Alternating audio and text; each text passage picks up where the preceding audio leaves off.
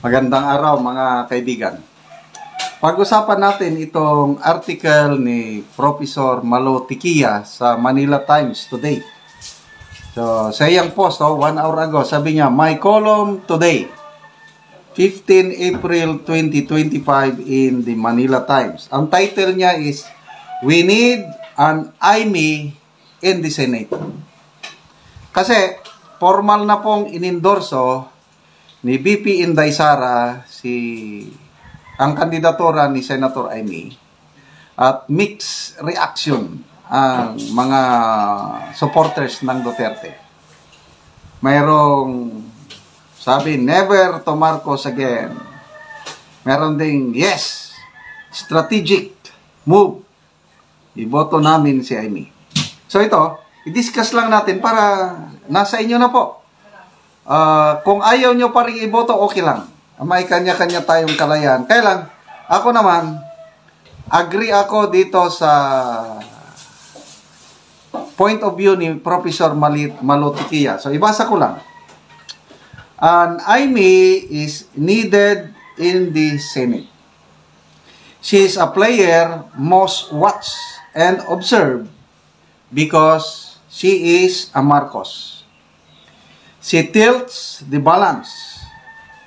She will tell you the king has no clothes in so many ways that you think she is being pleasant when in fact she has launched several knives. The brother will end his term in 2028, 3 years after the May 12 elections. If she makes it back to the Senate, she will end her second term in 2031. As earlier cited, she has 3 years to clean up the mess again. Can she? Will she? Marcos Sr. never worried about Amy. He knew. Magpapabudol pa ba tayo ulit?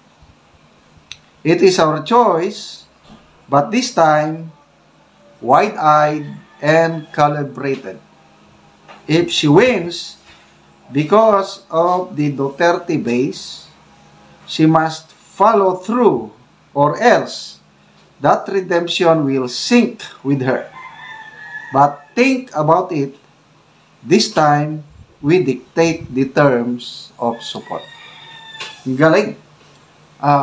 Isa sa mga hinahangaan kong political analyst is itong si Professor Malo Tiquia. Napaka-fair, napaka-objective niya. Dali, tignan ko lang itong article niya. Mahaba-haba yung...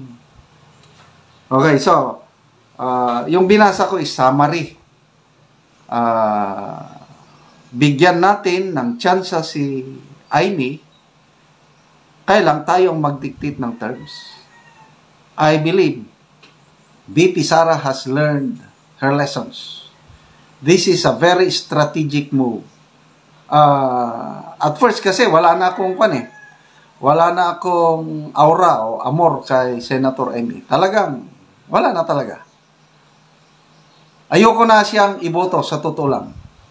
Ang pinagpipilian ko sa plus 2, Duterte plus 2, Hunasan, Villar, or Norberto Gonzales. O pwede rin si Colonel Allen Capuyan. But nung inendorso ni VP Sara si Senator Amy, nakita ko yung strategic perspective. Ang strategic po kasi, huwag ka lang titingin sa harap mo. I-widen your vision. Kaya nga strategic Taas ang panlantaw mo sa Bisaya. We need it. Kasi, ang next na madugong labanan is yung impeachment trial na connected ito sa mas mabilis na pagpabalik kay PRRD dito sa Pilipinas. Kung matalo si VP Sara sa impeachment trial, dahil kulang tayo ng senador na mag-acquit sa kanya. The end of everything. Kung hindi na siya makatakbong presidente by 2028 dahil na-convict siya sa impeachment, wala na. Pati si Tatay Digong wala nang pag-asa yun na makabalik. Kaya lang, pag nanalo siya sa impeachment trial at mag-presidente by 2028 si BP Sara, mas madali pong makabalik si PRRD. Yan ang nakikita ko. Kaya kailangan natin kasi yung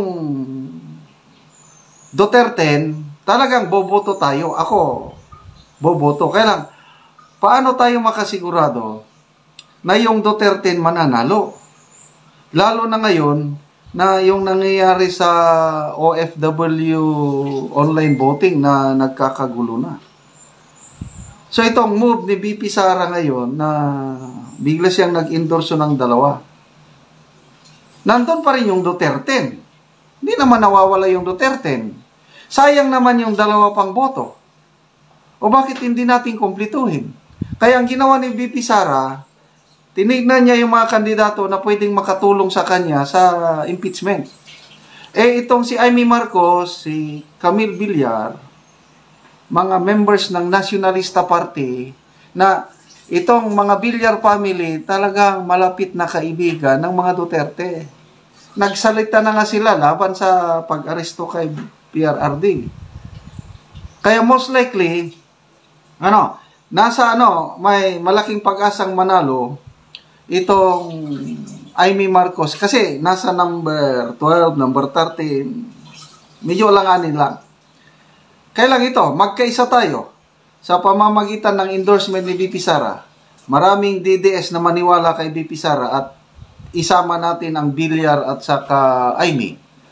O di, sayang din yung dalawang senador na boboto para sa kanyang acquittal. Ang laking ko na yan. Ang laking dagdag yan. Amy Marcos and Camille Villar. O idagdag mo na si Mark Villar, yung incumbent. Incumbent Robin Padilla, Senator Mig Zubiri, Senator Villanueva,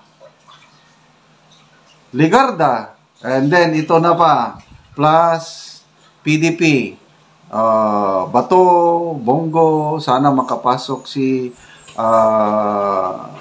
Congressman Marcoleta, Philip Salvador, Attorney Vic Rodriguez, para masigurado natin na manalo tayo sa impeachment. Kaya kailangan Amy Marcos and Cynthia Villar, maniwala po tayo, magtiwala tayo sa wisdom ni BP Inday Sara.